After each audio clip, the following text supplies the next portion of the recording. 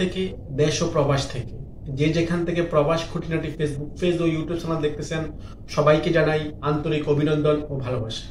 প্রিয় মালয়েশিয়ান প্রবাসী ভাইরা, আপনারা আশা করি সবাই ভালো আছেন। আজকে আপনাদের সাথে গুরুত্বপূর্ণ একটা বিষয় আলোচনা করব। সেটা হচ্ছে, আপনারা জানেন যে অনলাইন সোশ্যাল মাধ্যমে জানেন যে বাংলাদেশের পররাষ্ট্র উপদেষ্টা উনি মালয়েশিয়াতে 3 দিনের সফরে আসতেছে। তো আসলে ওনার সফর হিসাবে উনি কি কি বিষয় আলোচনা করতে পারেন বা কোন কি বিষয় আলোচনা করবেন, এই বিষয়ে আজকে আপনাদের সাথে আলোচনা করব। অবশ্যই সাথে থাকবেন এবং সম্পূর্ণ ভিডিওটা দেখবেন। তো প্রিয় মালয়েশিয়ান প্রবাসী ভাইরা, পররাষ্ট্র উপদেষ্টা তৌহিদ হাসান আসিয়ান আঞ্চলিক ফোরামের ARF পররাষ্ট্রমন্ত্রী পর্যায়ে বৈঠকে যোগ দিতে মালয়েশিয়া সফরে আসছেন। বুধবার 9 জুলাই দুপুর মালয়েশিয়া উদ্দেশ্যে ঢাকা ছাড়েন তিনি। আগামী 12 জুলাই তার ঢাকা ফেরার কথা রয়েছে। তো উনি কিন্তু আজকে মালয়েশিয়াতে আসছেন। দুপুরে উনি বাংলাদেশ ত্যাগ করেছেন। 9, 10, 11 মোট টোটালি উনি 4 দিন মালয়েশিয়াতে, এই সফরে উনি 4 দিন মালয়েশিয়াতে থাকবেন এবং বিভিন্ন বিষয়ে আলোচনা করবেন। তো এখানে যে আসিয়ান একটা সংস্থা আছে মালয়েশিয়াতে, আসিয়ান আঞ্চলিক ফোরামের যে পররাষ্ট্র যে বৈঠকটা, এই বৈঠকে উনি বাংলাদেশের পররাষ্ট্র উপদেষ্টা এই বৈঠকে যোগ দেওয়ার জন্য কিন্তু আসলে মালয়েশিয়াতে আসছেন। এখানে এই বৈঠকের ফাঁকে উনি কিন্তু জানিয়েছেন যে এই বৈঠকের ফাঁকে যদি সুযোগ পেলে মালয়েশিয়া গভর্নমেন্টের সাথে এবং মালয়েশিয়া মানব সম্পদ মন্ত্রী এবং পররাষ্ট্র মন্ত্রণালয়ের সাথে যদি সুযোগ থাকে, সুযোগের ফাঁকে যে জঙ্গি সংশ্লিষ্ট, আপনারা জানেন যে মালয়েশিয়াতে গত 5 থেকে 6 তারিখে কিন্তু 1 ও 2 তারিখে আপনারা জানেন যে মালয়েশিয়াতে কিন্তু 36 জন বাঙালিকে আটক করা হয়েছে। জঙ্গি ভেবে ওনাদেরকে আটক করা হয়েছে। এইসব বিষয় যদি সুযোগ থাকে, পররাষ্ট্র উপদেষ্টা মালয়েশিয়া গভর্নমেন্টের সাথে এবং পররাষ্ট্র মন্ত্রণালয়ের সাথে এইসব বিষয়ে আলোচনা করবে। আসলে জঙ্গি সংশ্লিষ্টতা, এদের ব্যাপারে কি রকম তথ্য মালয়েশিয়া গভর্নমেন্ট, মালয়েশিয়া আইন শৃঙ্খলা বাহিনী পেয়েছে, এইসব বিষয়ে ওনাদের সাথে কথা বলবেন। এখন উনি বলেছেন যে বৈঠক মালয়েশিয়া আটক বাংলাদেশি ব্যাপারে দেশটির কর্তৃপক্ষের সঙ্গে আলোচনা করবেন পররাষ্ট্র উপদেষ্টা। এর আগে তৌহিদ হাসান জানান, যদি সুযোগ থাকে তবে জঙ্গি অভিযোগে মালয়েশিয়া আটক বাংলাদেশের বিষয়ে আলোচনা করবেন। প্রসঙ্গত 8 ও 11 জুলাই মালয়েশিয়া ARF পররাষ্ট্রমন্ত্রী বৈঠকে অনুষ্ঠিত হতে যাচ্ছে। তো প্রিয় মালয়েশিয়ান প্রবাসী ভাইরা, আপনারা জানেন আসলে আমরা প্রবাসের মাটিতে এসেছি, আমরা আমাদের দেশ ও আমাদের অর্থনৈতিক স্বাবলম্বী হওয়ার জন্য, আমাদের দেশ এবং আমাদের পরিবারকে স্বাবলম্বী করার জন্য আসলে আমরা বিভিন্ন দেশের প্রবাসের মাটিতে আমরা বাংলাদেশিরা যাই এবং শ্রমের বিনিময়ে আমরা কিন্তু টাকা ইনকাম করি এবং এই টাকা আমাদের দেশের টাকা সচল রাখে, সাথে আমাদের পরিবার।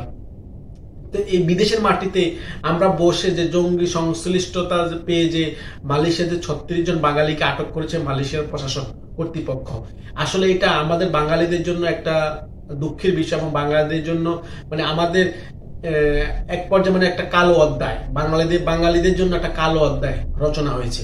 কেন অতীতে এমন কোন রেকর্ড পাওয়া যায়নি বিশ্বের মধ্যে কোথাও যে বাঙালিরা জঙ্গি সম্পৃক্ত এবং এমন কোন প্রমাণ রেকর্ড পায় নাই অতীতে কোনো দেশে। কিন্তু এবারই ফার্স্ট মালয়েশিয়াতে 36 জন বাঙালি যারা IS এবং বিভিন্ন জঙ্গি সংগঠনের সাথে তারা সম্পৃক্ত। আসলে এটা কতটুকু সত্য মিথ্যা এটা আমাদের কোনো জানার বিষয় না, কিন্তু এই যে নিউজটা হয়েছে আমাদের বাঙালিদেরকে নিয়ে, যে আমরা বাঙালিরা জঙ্গি সংশ্লিষ্টতার সাথে সম্পৃক্ত, এটাই কিন্তু আমাদের যারা মালয়েশিয়াতে আমরা যেসব প্রবাসীরা আছি, এটা আমাদের জন্য একটা গভীর উদ্বেগ এবং আমাদের বাংলাদেশিদের উপরে এর কিন্তু ভবিষ্যতে এর কিন্তু একটা কঠিন প্রভাব বিস্তার করবে। এমনি কিন্তু আমরা এই দেশে যারা আছি, আমরা কিন্তু আসলে নিয়মতান্ত্রিক ভাবে এবং নিয়ম মাফিক ভাবে আমরা কোনো কিছু চলি না। আমরা আমাদের মন মতো চলার চেষ্টা করি, মন মতো চলতে চাই। এটা কিন্তু এটা আপনার দেশ না, এটা আরেকজনের দেশ। অন্য দেশে আপনি শ্রমের বিনিময়ে টাকা ইনকাম, এখানে আপনি যা ইচ্ছা তা করতে পারবেন না বা করার চেষ্টা করবেন না। কারণ এই যে 36 জন বাঙালি যারা জঙ্গি সংশ্লিষ্টতার সাথে সম্পৃক্ত, এটা কিন্তু আরো যে বাঙালি আমরা যারা 12-13-15 লাখ বাঙালি যারা মালয়েশিয়াতে শ্রমের বিনিময়ে টাকা ইনকাম করি, তাদের উপর একটা ভীষণ পরিমাণ হ্যাম্পার আসবে।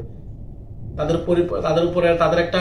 উপরে খুব একটা ন্যাক্কারজনক মন মানসিকতা তৈরি হবে স্থানীয় নাগরিকদের।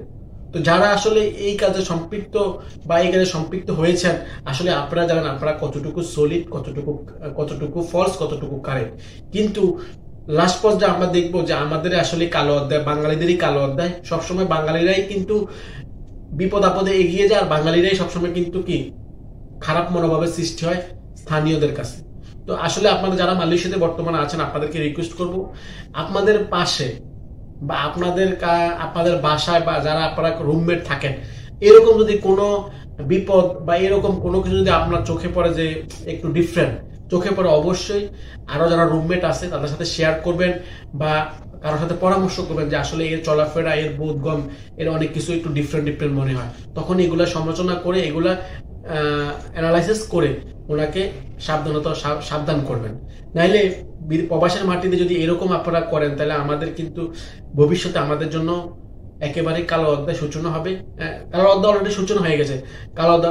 কালো অধ্যায় আমাদের জন্য কবর রচিত হবে। তো প্রিয় মালয়েশিয়ান প্রবাসী ভাইরা, আশা করি ভালো থাকবেন, সুস্থ থাকবেন। আবারও দেখা হবে নতুন কোনো আপডেট তথ্য নিয়ে। এই পর্যন্ত আমাদের সাথেই থাকবেন। আজকের মতো বিদায় নিচ্ছি। আসসালামু আলাইকুম ওয়া রাহমাতুল্লাহি ওয়া বারাকাতুহু।